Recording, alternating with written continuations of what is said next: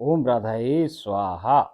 श्री राधारानी सरकार की जय हो, जय जयकार हो। उनके श्री कृष्ण जी की जय हो, जय जयकार हो। उनके अष्टसखी मंडल की जय हो, जय जयकार हो। उनके नित्य विनीत सकल जूथ की जय हो, जय जयकार हो। उनके नित्य विनीत सकल दरबार की जय हो, जय जयकार हो। उनके नित्य नित सकल परिकर की जय हो, जय जयकार हो। ओम राधाए स्वाहा।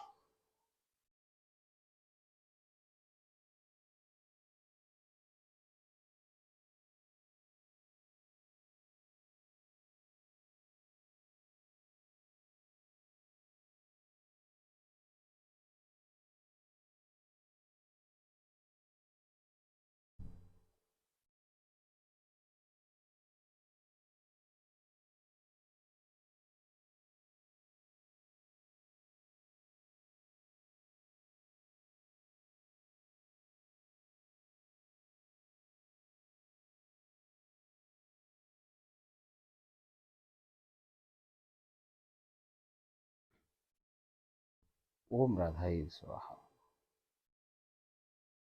देखो सरकार, जैसे मैं आपको कल बताई कि अब लीलाओं में परिवर्तन हो गया। अब मेरी आंखें तो क्या है कि थोड़ी सी बंदी सी रहे सरकार, बड़ी मुश्किल खुले खुलाएं। मगर आप तो खोल के देख सको आराम से सरकार, क्योंकि अगली सारी लीलाएं अब खुल के दिख रही, उसको भी दिखेगा तो हमको भी दिखेगी। तो सरकार, आप में और उसमें कोई फर्क ना। जैसे यहाँ तो भाई राधा में फर्क नहीं, कृष्ण में फर्क नहीं, कृष्ण ही राधा, राधा ही कृष्ण। भैया दोनों ही सखियाँ और सखियाँ ही दोनों। तो यहाँ कोई किसी में भेद तो है ना। तो उसकी सहचरियाँ हों, चाहे उसकी सखियाँ हों, चाहे उसके भाई दासियाँ हों, जो कुछ भी हो वो सब वही तो है। तो यहाँ कोई भेद है ना, तो भेद ना है। तो भैया आप में और फिर गीता में भेद ना है, आप में और मुझ में भी भेद ना है। आप ही प्रिया दासी, आप ही गीता बावरी, आप ही सब कुछ, आप ही राधा भैया। तो इसलिए कोई परेशानी की बात ना है। अब आप आराम से देखो। और अपने को कल श्री लीला कौन सी में कराया था प्रवेश, पता नहीं, शायद 121 में कराया था। अब अपन को बुला रही है, हाथ पकड़ो मेरा, बोलो ओम राधा स्वाहा। और अपन एक नई लीला में प्रवेश प्राप्त कराए जा रहे हैं। हाँ जी सरकार, कल अपन को श्री लीला 121 में प्रवेश कराया था। आज अपन श्री लीला 122 में प्रवेश कराए जा रहे हैं।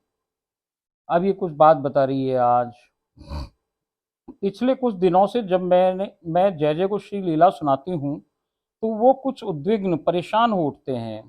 क्योंकि मैं एक त्रुटि जाने कब से अनजाने में ही करती आ रही हूँ, जिसका मुझे भान ही नहीं है।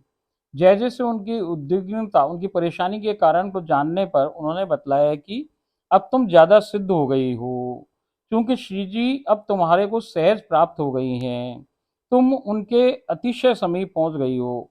अतः तुम्हें अब ये विस्मृत हो गया है कि तुम कौन हो और तुम्हारा क्या दायित्व है।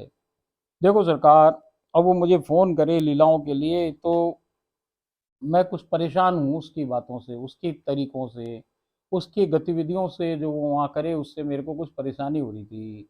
परेशानी क्या हो रही थी ये अभी आगे आ जाएगा। तो उसको पहचान में आ गई कि कोई जैजा खुश ना है, कोई ना कोई मेरे से गलती हो रही है। तो उसने मुझसे पूछा है कि क्या गलती, क्यों आप परेशान क्यों हो, आप मुझसे क्यों परेशान हो, जब मैं आपको लीला सुनाऊं तो आपको आनंद क्यों ना आए, आप क्यों परेशान से रहो। तो जय जय ने बताया है कि भाई, तुम्हारी उनकी परेशानी का कारण ये है कि तुम अब ज़्यादा सिद्ध हो गई हो। सिद्ध हो गई हो मतलब अब तुम अपने आप को बड़ी समझने लग गई हो। क्योंकि श्री जी अब तुम्हारे को सहज में प्राप्त हो गई हैं। अब तुम्हें तो श्री जी मिल ही गई है सरकार। अब तुम उनके अतिशय समीप पहुंच गई हो। अब समीप उनके बिल्कुल, इससे ज़्यादा और कौन पहुंचे जितनी वो पहुंच गई है। अतः तुम्हें अब ये विस्मृत हो गया, अब तुम ये भूल चुकी हो कि तुम्हारा दायित्व क्या है, तुम कौन हो। मैंने प्रारंभ में ही बताया है, अब मैं ही बात उससे कर बता रही हूँ कि मैंने प्रारंभ में ही बताया है कि हम सब की स्वामिनी श्री राधानी सरकार हैं। और हम सब केवल उनके नौकरानी ही हैं। चाहे वो हमें पदोन्नति दे कहीं भी अवस्थित कर दें, हमें कभी भी ये नहीं विस्मृत होना चाहिए कि हम हर हाल में उनकी सेविकाएं ही रहेंगी। और सेविकाओं का प्रथम व सर्वोच्च धर्म व दायित्व तो यह है कि वो अपनी मालकिन को परमानंद की प्राप्ति करवाने की चेष्टाओं में लीन रहे। अब देखो सरकार, चाहे वो आप पे रीझ के आपको कछु भी बना दे, वहां किसी भी पोस्ट पे आपका प्रमोशन कर दे सरकार, मगर आप ये नहीं भूल सकते वहां पे कि आप उनकी केवल और केवल, केवल और केवल नौकरानी मात्र हो। अब वो मालकिन की इच्छा से उसने आपको अपने कितने समीप कर लिया है, वो उसकी इच्छा है सरकार। मगर नौकरानी का क्या दायित्व है, वो भूलना नहीं चाहिए। नौकरानी का क्या काम है कि किसी भी हालत में राधा रानी सरकार को हमें आनंद प्राप्त करवाना है, परमानंद प्राप्त कराना है। हमारा स्वय सुख कुछ भी नहीं होना चाहिए, हमारी कोई इच्छा नहीं होनी चाहिए। हमारा कर्तव्य केवल ये कि हमारी महारानी, हमारी सरकार किस बात से कैसे प्रसन्न होंगी, उनकी प्रसन्नता कैसे बढ़ेगी, इसी की हमें कोशिश करनी है। वहाँ पे हमको हमारा कछु भी इच्छा प्रकट नहीं करनी है, हमारे को हमारा सुख चाहिए ही नहीं। वहाँ हम तो इसी बात से राजी हैं कि तू कैसे राजी, तुम किस बात से राजी हो। ये जो दोनों जोड़ा बैठा है, अनुपम युगल, कृष्ण और राधा, और इन ये कैसे राजी होंगे, बस इसी के लिए तो सारी बातें हैं कि भाई हम ये कोशिश करें कि उनको किस प्रकार राजी कर पाए।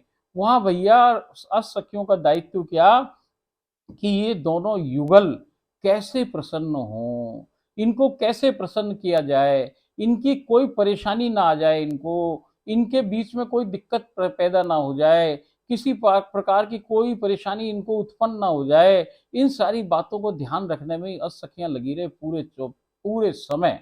और भैया आप सेविका की क्या जिम्मेदारी कि एक तो राधा रानी सरकार, एक उनके काना, और ये असखियां, इन 10 जनों की सारी परेशानियां, सारी की सारी जो इनकी दिक्कत है, मतलब कोई चीज इनको परेशान ना कर दे, किसी चीज से इनकी असुविधा ना हो जाए, इसी को देखने की जिम्मेदारी किसकी है? उन सहचरियों की है, उन सेविकाओं की है। तो आपका प्रथम और केवल मात्र एक कर्तव्य है वहां कि ये सब लोग कैसे प्रसन्न रहें, इनकी प्रसन्नता को हम कैसे बढ़ाएं। हमारी प्रसन्नता उसमें कुछ होना नहीं चाहिए भैया। पूरी रात पंखा करे वो दासी उनका, मगर भैया वो आंख भी झपकाए ना, उसकी स्पीड भी कम ना करे पंखे की, चाहे हाथ में दर्द से हाथ टूट जाए, मगर भाई वो ना कम कर रही। क्यों? क्योंकि हमको हमारा कितना भी दुख हो जाए, मगर हमारी सरकार और उनके काना और ये असखियां, इनको किसी प्रकार का कष्ट नहीं होना चाहिए, ये जिम्मेदारी है। तो मैं उसको यही बातें समझा रही हूँ। सेविकाओं का प्रथम व सर्वोच्च धर्म व दायित्व यह है कि वो अपनी मालकिन को परमानंद की प्राप्ति करवाने की चेष्टाओं में लीन रहे। हमारी स्वामिनी तो 3 लोग, 14 भुवन व अखिल ब्रह्मांड की महारानी व ठकरानी हैं। इस कारण हमें और ज्यादा सजग होना चाहिए। एक बार पुनः बतला रही हूँ कि आप श्री के काना का प्रमुख उद्देश्य अपनी श्री राधा रानी सरकार को परमानंद कैसे प्राप्त हो, यही है। आप श्री का हर एक कार्य के पीछे उद्देश्य व प्रयोजन आप श्री के कान्हा को परमानंद प्राप्त करवाना है। मतलब राधा रानी, कृष्ण जी का तो उद्देश्य है राधा रानी कैसे प्रसन्न हो, राधा रानी का उद्देश्य है कृष्ण जी कैसे प्रसन्न हो, और असखियों का उद्देश्य व परम उद्देश्य यह है कि परम जो ये युगल है, अनुपम जो युगल है, परम अनुपम जो ये युगल है, वो किस प्रकार से परमानंद की प्राप्ति की व्यवस्था व उपक्रम करें। अब वो कह रही हैं कि असखियों का उद्देश्य परम अनुपम युगल की परमानेंट प्राप्ति की व्यवस्था व उपक्रम है, और हम सब सेविकाओं या नौकरानियों का उद्देश्य इन 10 के परमानंद की व्यवस्था व सर्वोत्तम सेवा शुश्रूषा करना है। तो यहाँ कहानी क्या हुई कि कान्हा जी की सारी प्रक्रियाएं किस बात की हैं कि राधा जी कैसे प्रसन्न हो, और राधा जी की क्या प्रक्रिया है कि कान्हा जी कैसे प्रसन्न हो, और 8 सखियों की क्या है कि ये अनुपम युगल कैसे प्रसन्न हो, और सेविकाओं की क्या है कि ये 10 कैसे प्रसन्न हो। हमारा स्वय सुख शून्य होना चाहिए, हमारा जो सुख है ना वो बिल्कुल जीरो होना चाहिए। अब तुम अपने सुख व परमानंद के आगे भूल रही हो कि परमानंद तुम्हें उनको प्राप्त करवाना है। उनकी खुशी, उनका सुख व उनकी इच्छा सर्वोपरि जानो, ना कि तुम्हारी। अब वो कह रहे हैं कि भाई अब ये तुम भूल रही हो इस बात को कि परमानंद तुम्हें उन्हें प्राप्त करवाना है, आनंद उन्हें प्राप्त करवाना है। उनकी खुशी, उनका सुख व उनकी इच्छा सर्वोपरि जानो, ना कि तुम्हारी। मुझे मेरी अहम व मेरे ध्यान में नहीं आई त्रुटि जय जय द्वारा बतलाई गई कि न जाने कितने समय से मैं जब श्री जी से प्रथम मिलती हूँ, उनके श्री चरणों को स्पर्श कर, चूम चूस व चाट कर उनके श्री चरणों में ही शीश धरे पड़ी रहती हूँ, जब तक आप श्री स्वयं मुझे ऊपर ना उठाएं। जबकि मुझे ये प्रक्रिया कर तुरंत ही उनकी सेवा अगली आज्ञा के पालनार्थ स्वतः ही खड़ा हो जाना चाहिए। अब ये पड़ी रहती है उनकी गोद में, जब तक वो ना कहें ये खड़ी ना हो। तो भैया इसको एक गलती मालूम पड़ गई कि मुझे तो तुरंत ही खड़ा हो जाना चाहिए भैया उनकी सेवा में, कि आगे का क्या उनको क्या आज्ञा होगी। उनको कष्ट नहीं देना चाहिए। दूसरी त्रुटि कि मुझे कुछ समयावधि से आपसी के द्वारा मुझे आलिंगनबद्ध कर चूमने में आनंद प्राप्त होने लगा है। अब ये जैसे इसकी इच्छा क्या पैदा हो गई है कि भाई राधा रानी सरकार के मैं आलिंगन कर लूंगी तो मुझे आनंद प्राप्त होगा। बस ये गलती है सरकार। मुझे आनंद प्राप्त होने की इच्छा यहाँ पे बिल्कुल विपरीत परिस्थिति है सरकार। आपको किसी भी हालत में आनंद हमें मिले ये इच्छा वहां होनी ही नहीं चाहिए। अब कई लीलाओं से इसको क्या इच्छा हो गई है कि मैं इनको आलिंगन कर लूंगी तो मुझे आनंद प्राप्त हो जाएगा। तो भैया तुम्हारे आनंद के लिए ये लीलाएं नहीं घटित हो रही हैं। ये लीलाएं इस बात के लिए घटित हो रही हैं कि आप अपनी सेवा से उस युगल को, महारानी सरकार को किस प्रकार से आनंद दिला सको उनको, न कि स्वयं आपको आनंद मिले। दूसरी त्रुटि कि मुझे कुछ समयावधि से आपसी के द्वारा मुझे आलिंगनबद्ध कर चूमने में आनंद प्राप्त होने लगा है, जो कि मेरा स्वय सुख है। पता नहीं ऐसा करने में उन्हें आनंद मिल रहा है या नहीं, कहीं उन्हें कष्ट तो नहीं हो रहा है। आपसी की विशेषता यह है कि वो अपने दिलों जान से चाहने वालों की सब बातों को स्वीकार कर लेती हैं, चाहे इससे उनका व उनकी सेविका को सम्मिलित कर होने वाली श्री लीला का समय व्यर्थ हो रहा हो और उन्हें कष्ट हो रहा हो। वो प्रेमी सेविकाओं को ये अपने मन की बात कभी उजागर नहीं करने करती हैं, न होने देती हैं। सिर्फ उन तक पहुंचने का मार्ग प्रशस्त करने वाले, उन तक पहुंचाने वाले के कान खींचती हैं। उस सहचरी के कान खींचे सरकार, जूथ प्रमुख सहचरी के, कि जिसने उनको वहां तक पहुंचाया है। वह उस गुरु के अनुगत शिष्य की त्रुटि बता गुरु द्वारा प्रदत्त ज्ञान में कमी का उलाहना जरूर देती हैं। अब वो भैया सहचरी के कान खींचे, उसको उलाहना दे कि साले तूने क्या, सॉरी सरकार निकल जाए मुंह से, ब्रज की भाषा है। तो भैया वो ये कहें कि भाई वो उस जो उनका जो जिसको वो गुरु माने, जबकि गुरु तो राधा रानी ही है, मगर भैया वो जो सहचरी है, जो प्रमुख सहचरी है, उस सहचरी को जरूर वो ताने लगाती हैं कि तूने इसे सही बात समझा ही नहीं। ऐसा जय जय ने मुझे समझाया है। तत्काल ही मुझे मेरी त्रुटि का अनुभव हो गया और मैं वहीं उसी समय प्रथम जय जय से पुनः आपसी से क्षमा याचना की है। मैंने वहीं उसी समय प्रथम जय जय से पुनः आपसी से प्रार्थना क्षमा याचना की है। उनके द्वारा बताए गए निदान व त्रुटि की अनभिज्ञता को मैंने मेरी अगली श्री लीला में आपसी के सामने प्रस्तुत कर दिया है। अब मानसी सेवा में बैठने पर आपसी तुरंत ही प्रकट भई है। मैंने आपसी के श्री चरणों को स्पर्श कर चूमा चूसा व चाटा है और तुरंत ही खड़ी हो गई हूँ। आपसी ने मुझसे पूछा कि कुछ कहना है क्या। मैंने जय जय मेरे मध्य हुए संवाद को ज्यों का त्यों प्रस्तुत कर दिया है और आपसी से क्षमा याचना की है कि मैं तो मूर्ख हूँ, न जाने अनजाने में ही कब से ये त्रुटि करती आ रही हूँ। आपसी कृपा कर मुझे क्षमादान करें। आपसी मुस्कुराने लगी और मेरा हाथ थाम निकुंज से नीचे जाने वाले सोपान पर ले चली हैं। आपसी मैं सोपान से नीचे उतरकर सरिता के तट पर अवस्थित हो गए हैं। वो नदी के किनारे आ गए हैं। वो परम से भी परम सुंदर नदियां स्वच्छतम व अतिशय सुंदर व सुरभित जल से परिपूर्ण हो कल कल करती प्रवाहमान हो रही है। अत्यंत सुंदर कमल के पुष्प व चहचहाट करती बतखें उस नदिया की शोभा में चार चांद लगा रही हैं। हम नदिया पर चलते हुए मध्य भाग में पहुंच गए हैं, जहां अतिशय सुंदर व सुरभित कमल पुष्पों के वृहद समूह ने एक बिस्तर जैसा रूप धरा हुआ है। आप श्री उस कमल पुष्प के बिस्तर पर विराजमान हो गई हैं। मैं भी अनुसरण कर वहीं निकट बैठ गई हूँ। अब देखो सरकार, जैसे ही वो नीचे आ गई है सोपान से राधा रानी का अनुसरण करते करते, और राधा रानी सरकार एक नदी के किनारे पे आके खड़ी हो गई हैं, और वो नदी अतिशय सुंदर है सरकार, और वो उसका जो जल है वो अत्यंत सुरभित है, और वो कल कल करके बह रही है नदियाँ, और उसमें फूल हैं बहुत सारे, और बतखें चहचहा रही हैं, सुंदर सुंदर बतखें हैं, और कमल के बड़े बड़े फूल हैं उसके अंदर। और भैया वो बहुत ही सुंदर रीति नीति से चल रही है, और उसमें से जो कल कल करके आवाज निकल रही है वो कल कल ना निकल के राधा राधा राधा राधा निकल रही है। और बतके भी अपनी चहचहाट में राधा राधा ही पुकार रही है सरकार। और ये करते करते उस नदिया पे ही चल रहे हैं, उस नदिया पे चल रही है राधा रानी, पीछे ये चल रही है। और बीचों बीच नदिया के आगे जाके एक कमल के फूलों का बिस्तर टाइप बन गया है सरकार। बेड किसका है? कमल के फूलों का। बहुत सारे कमल के फूल इकट्ठे हो गए जुड़े हुए से, और भैया एक बिस्तर बना लिया है उन्होंने, जैसे बेड बन जाए। और वो परम सुंदर बिस्तर किसका बना हुआ है? कमल के फूलों का बना हुआ है सरकार। और वो कमल के फूल, जैसे मैं बताई, कछु और ना सरकार, सहचरियां जुड़ गई हैं। और उन्होंने अपने पीठ के ऊपर एक बिस्तर जैसा, जिसपे गद्दे जैसा उन्होंने माहौल बना लिया है। वो जो है बिल्कुल परम एकदम डनलप जैसा गद्दा टाइप का हो गया है सरकार।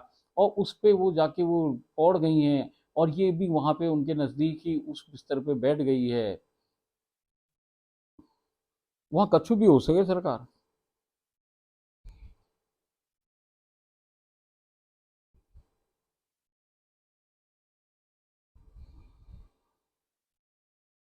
कुछ ही समयावधि में आपसी के साहब वहां उपस्थित हो गए हैं। उन्होंने पहले आपसी की केश राशि में अपनी शुभ उंगलियों को से छेड़खानी करना प्रारंभ कर दिया है। तत्पश्चात आपसी के श्री मुख कमल पर अपनी शुभ उंगलियों को फिरा आपसी में उत्तेजना का सृजन करना प्रारंभ कर दिया है। अब वो केली वगैरह हो रही है इसमें सारी।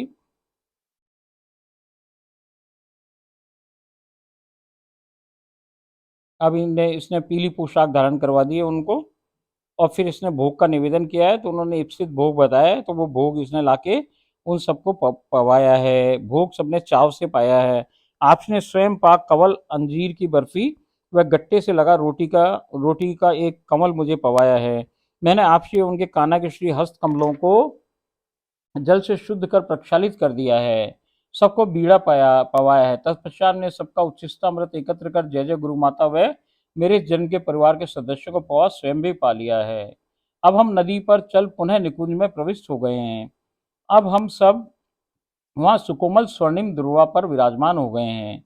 आप श्री की श्री केश राशि उन्मूलित होने के काजे ललिता जी आप श्री की श्री केश राशि को अतिशय सुंदर और सुसज्जित वेणी में रूपांतरित कर रही हैं। आपसी के कान्हा जी वहां समीप जा अतिशय सुंदर गजरे से श्री केश राशि का सौंदर्य और अधिक वर्धमान कर रहे हैं। मुझे एक हिंडोला प्रस्तुत करने का संकेत है। मैंने तुरंत ही एक छोटा परंतु विलक्षण फूलों व लता पताकाओं से भी परम सुसज्जित हिंडोला वहां व्यवस्थित कर दिया है। इस पर केवल दो व्यक्ति का ही विराजमान होने जितना स्थान उपलब्ध है। आपसी उनके कान्हा उस पर विराजमान हो गए हैं। और सखियां उन्हें घेर कर कुछ खड़ी अवस्था में, कुछ विराजित अवस्था में हिंडोले के समीप उपस्थित हो गई हैं। मैं हिंडोलों के सम्मुख बंदी रस्सी से हिंडोलों में झोंटे लगा रही हूँ। कुछ ही समयावधि में सखियां लुप्त हो गई हैं। मुझे भी जाने का संकेत हो गया और मैं वहीं से चरणों को स्पर्श कर पुनः आ गई हूँ। ओम राधाई स्वाहा। देखो सरकार, अब क्या हुआ कि ये नदी वाली कहानी तो हो गई। अब ये नदी से वापस बाहर आ गए और एक निकुंज में आ गए हैं। निकुंज अतिशय सुंदर है, वहाँ सोने जैसी दुर्वा है, उस पे ही आके सब विराज गए हैं। अब चूंकि वो नहा के आई हुई हैं, गीले बाल हैं, उन्मिलित हैं, खुले हुए बाल हैं, तो उन बालों से श्री जो ललिता जी हैं, वो उनका वेणी बना रही हैं, एक चोटी को बना रही हैं सुंदर सी। और फिर कान्हा जी ने उस पे गजरों से श्रृंगार कर दिया है। वो अतिशय सुंदर वेणी बन गई है सरकार। अब वेणी बनते ही इसने देखा कि भाई राधा रानी एक झूले पे झूलना चाहती हैं। अब इसने जाके इसको आज्ञा हुई है कि भाई झूले का इंतजाम करो। अब वहां न कोई झूला वूला है ना। अब ये देखो सरकार, ये क्या इंतजाम करेगी? इंतजाम नहीं करेगी, वो तो सखियां तुरंत ही वहां जुड़ जुड़ा करके झूला बन जाए सरकार। अब वो ऐसा झूला बन गई है कि छोटा ही है, जिसमें दो जने बैठ सके सरकार। मगर वो फूलों से अतिशय सुंदर सुसज्जित है सरकार। ऐसा सुसज्जित झूला बन गया है सरकार। और वो फूलों की जो खुशबू है वो चारों तरफ बिखर रही है सरकार। और उस पे जाके ये विराज गए हैं, और ये उनके सम्मुख बैठ गई है। और वो झूले की रस्सी से झोंटे दे रही है सरकार। अनुपम युगल को झुला रही है सरकार। ओहो। और इतनी देर में आठों सखियां लुप्त हो गई है, इसे भी जाने का आज्ञा हो गई है। देखो सरकार, ओहो, सौभाग्य देखो सरकार कि उनको झूला झुलाया जा रहा है। ओम राधाई स्वाहा। देखो भाई, देखो भाई, ये लीलाएं हैं, इसका आनंद आपको समझ में आ ही रहा है, रहस्य समझ में आ ही रहा है।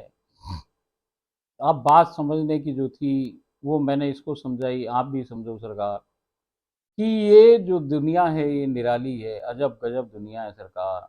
इस दुनिया में मालकिन राधा रानी सरकार है।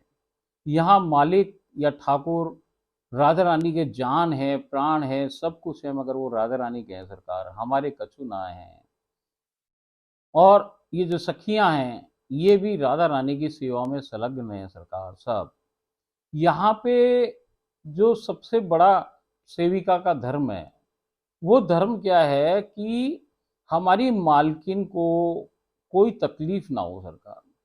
हमारा सारा का सारा प्रयोजन, कार्य और जो कुछ भी सोच विचार है, जो कुछ भी क्रिया प्रक्रिया है सरकार, उसके पीछे जो उद्देश्य छुपा है वो उद्देश्य ये है कि ये राधा और कृष्ण जी की जो अनुपम जोड़ी है, ये भैया परमानंद में अवस्थित रहे। हर पल, हर क्षण, हर घड़ी इनमें परमानंद में वृद्धि कैसे हो, इसी में सब कुछ वहां पे हो रहा है। सखियां भी इसी बात में लगी पड़ी हैं सरकार। ये जो सजाया जा रहा है, ये निकुंज बनाए जा रहे हैं, ये नदियां बन रही है, ये बतखें बन रहे हैं, ये झूले बन रहे हैं, ये सब कुछ क्या है? ये सब सखी सहचरियां कर क्या रही हैं?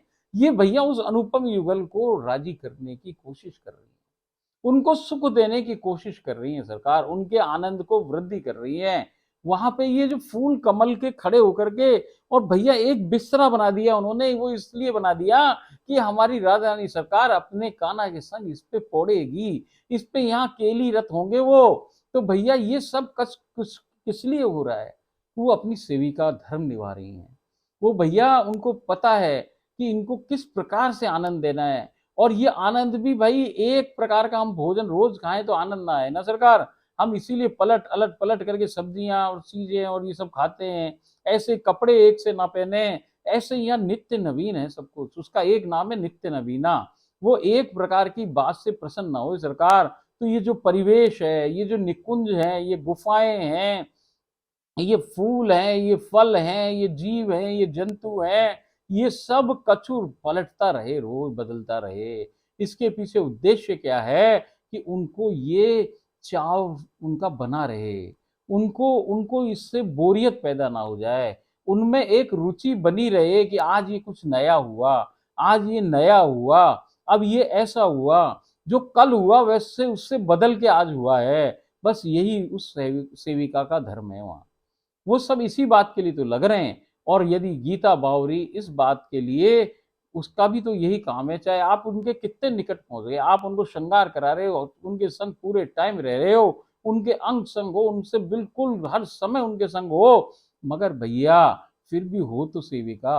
अब आप में ये कैसे आ जाए वहां पे कि भैया मेरा मन खराब है, तो मन मेरा ठीक कैसे होगा कि मैं राधा रानी के चिपक जाऊं? या मुझे आनंद कैसे बात का मिल रहा है कि मैं राधा रानी के अंग संग हो जाऊं, उनसे आलिंगनबद्ध कर लूं? तो भैया इसमें आनंद आपको प्राप्त हो रहा है। बस ये सबसे बड़ी त्रुटि है। आपके आनंद के लिए कुछ भी नहीं घटित हो रहा है। आपको नौकरानी इस बात के लिए नहीं रखा गया कि भैया साहब और साहब मालकिन तो जाने क्या खाएंगे कि नहीं खाएंगे, हम बढ़िया से बढ़िया बना के खा लें, अपने आप ही खाएं बढ़िया, वहां तो भाई कमी ना है किसी चीज की, जो चाहो सो बढ़िया से बढ़िया बना के खाओ, बढ़िया से बढ़िया पहनो, मगर ना भैया आपके लिए कछु ना है। आप तो उनका झूठा ही खाओगे, उनका प्रसाद ही खाओगे। आप तो भैया जैसी वो आज्ञा करेंगे वही होगा। बस आपका काम है कि उन्हें सुख कैसे देना है। आपको तो ऑटोमेटिक सुख मिलेगा किस बात से? उनके सुख को देख के आपको आनंद प्राप्त होगा। जितना आनंद राधा रानी को कृष्ण भगवान को देखने में हो रहा है, उससे कृष्ण भगवान को देख, राधा रानी को देखने से जो आनंद प्राप्त हो रहा है, उससे हजारों गुना राधा रानी को आनंद प्राप्त हो रहा है कृष्ण को देखने से। और जो इन दोनों को देखने से सखियों को आनंद प्राप्त हो रहा है, उसका करोड़ों करोड़ों करोड़ों गुना जो आनंद है ना, वो भाई इस सखी सहचरियों को हो रहा है, इन सहचरियों को हो रहा है, इन सेविकाओं को हो रहा है। अंतरंग सेविकाएं, अंतरंग सखियां, और भैया इनको जो प्राप्त है उनसे भी ज्यादा सुख फिर वो जो और दासियां हैं उनको हो रहा है, फिर और दासियां हैं उनको हो रहा है। तो ये तो वर्धमान हो रहा है उल्टे क्रम में। वहां कुछ है, उससे ज्यादा आगे है, उससे ज्यादा आगे जो खड़ा देख रहा है, जो दर्शक है, उसको ज्यादा आनंद मिल रहा है। यहाँ खिलाड़ी खेल खेल रहे हैं, उस खिलाड़ी को भी आनंद हो रहा है, उस खेलने वाले को भी आनंद हो रहा है। भैया बॉलिंग करने वाले का भी आनंद है, फील्डिंग करने वाले का भी आनंद है, और उधर भैया जो बैटिंग कर रहा है उसको भी आनंद आ रहा है। मगर इन सबसे ज्यादा आनंद किसको आ रहा है? जो स्टेडियम में बैठा है आदमी, उसको आ रहा है भैया। यहाँ यहाँ इस रीति से काम हो रहा है। तो यहाँ देखने भर का सुख है, वो हमें चाहिए। और किस बात का चाहिए? कि हम उनके सुख में वृद्धि करते चले। उनका सुख बढ़ेगा तभी तो हमारा सुख बढ़ेगा सरकार। तो इस बात को गांठ बांध लेना चाहिए। यही बात मैंने आज उसको समझाई है कि भैया तू तो जाके लीला चालू हुई उनके गोद में लेट गई कि जैसे भैया एक लिमिटेड टाइम ही तो तेरे लिए है। एक थोड़ी राधा रानी की ऐसी गीता बावरी जैसी सखी भैया, अंतरंग सखियां जाने कितनी अनगिनत है, उनको सबको निपटाना है भैया। और वो उनके पास समय निश्चित है हर के लिए। तो तुम्हारा जितना समय तुमने उसमें से समय तो उसमें ही गंवा रहे हो, गोद में लेटने में ही। तो आगे की क्रियाएं और जो आगे लीलाएं दिखाने वाली, वो उसमें जो समय खराब हो रहा है भाई। समझो बात को। तो यही बात मैंने उसको समझाई, आपको भी समझाई, समझ में आ गई होगी। ओम राधा ये स्वाहा।